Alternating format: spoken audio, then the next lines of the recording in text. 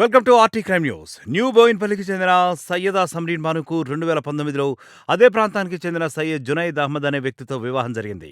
వివాహం జరిగిన కొద్ది నెలలకే పుట్టింటి నుంచి తరచూ డబ్బులు తీసుకురావాలంటూ భర్త వేధింపులకు పాల్పడ్డట్టు బాధితురాలు ఆరోపిస్తున్నారు. కుటుంబాన్ని నిలబెట్టాలనే ఉద్దేశంతో ఆమె తండ్రి పలుమార్లు ఆర్థిక సహాయం చేసినప్పటికీ డబ్బుల కోసం ఒత్తిడి మరింతగా కొనసాగిందని తెలిపారు. ఈ దంపతులకు 3 పిల్లలు జన్మించినప్పటికీ పరిస్థితిలో ఎంతమాత్రం మార్పు రాలేదని ఆమె వాపోయారు.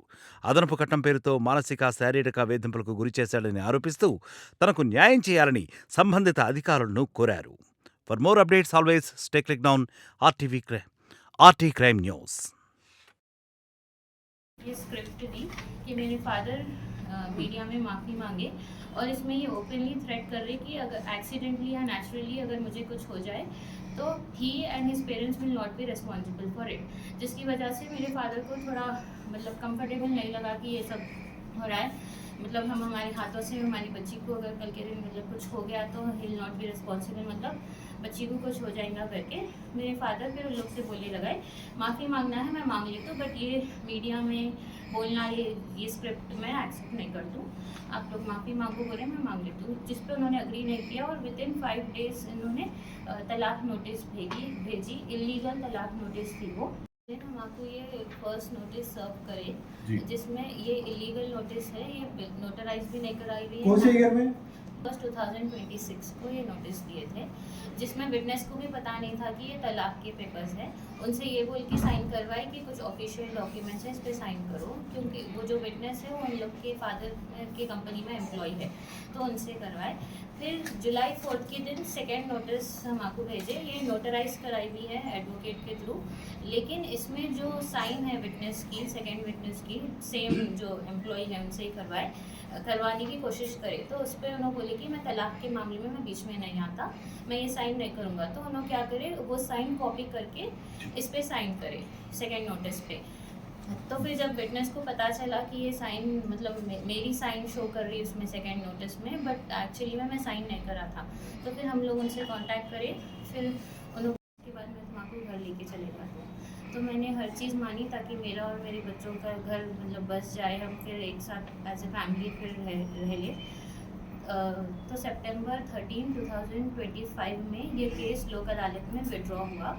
उसके केस विड्रॉ होने के फ़ौरन बाद ही सैयद जुनैद अहमद ने मुझे लेकर गए साथ में और मेरे को मार के रोड पे छोड़ दे के चले गए ऐसे।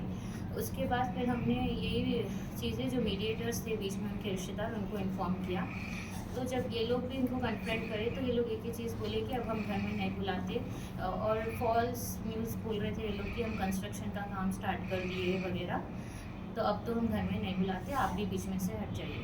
इसी दौरान सैयद जुनैद अहमद जो मेरे हस्बैंड हैं उन्होंने फिर मुझे कैरेक्टर असैसिनेट करने की कोशिश की। बहुत सारी दफ़ा जब भी मैं घर से बाहर जा रही थी बच्चों के कुछ भी काम के लिए वगैरह, तो ये मेरे वीडियोस वगैरह जो हमारी सोसाइटी में सीसीटीवी फुटेजेस निकाले, और ये जिसको ये लोगों ने हर बार सिर्फ लड़ाई करके मेरे पेरेंट्स को वहाँ से भेज दिया। उसके बाद 2024 जून में मेरे पेरेंट्स जब हज पे गए हुए थे तब इन लोगों ने फिर मेरे साथ बदतमीज़ी की और हरास किया, जिसके लिए मेरे छोटे अंकल जो है वो कन्फ्रंट करे सैयद जुनैद अहमद जो मेरे हस्बैंड हैं इनको, तो इन्होंने रोड पे ही लड़ाई स्टार्ट कर दी और उनको मारा पीटा।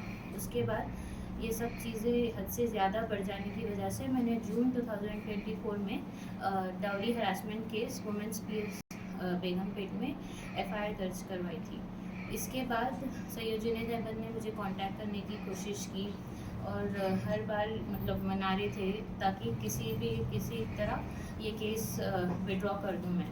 फिर इन्होंने इनके रिलेटिव्स को भी इन्वॉल्व किया, तो उनके रिलेटिव्स के थ्रू ये हर कंडीशंस मेरे से मनवा रहे थे कि मालूम हुआ कि वो कंपनी जो आपका जी हाँ, वो क्या करे उनके कोई फ्रेंड के साथ पार्टनरशिप में कर दिए ताकि हम मतलब कोई इनके एक्शन नहीं ले सके कि इनकी कंपनी है बोल के, ये क्या करे पार्टनरशिप में दूसरों के नाम पे कर दिए जितने भी एविडेंस से मिटा दे रहे हल्लो हुआ। जी हाँ।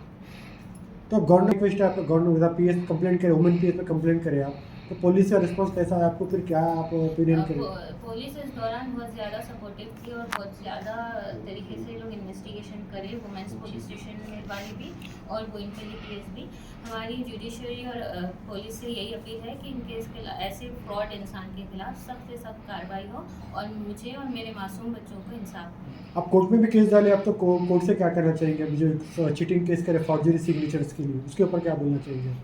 वही फॉरेंसिक रिपोर्ट का इंतज़ार कर रहे हैं। जब फॉरेंसिक रिपोर्ट आ जाएगी इनके इसके ऐसे फ्रॉड जो भी लोग कर रहे हैं इसके खिलाफ सख्त एक्शन लेना चाहिए।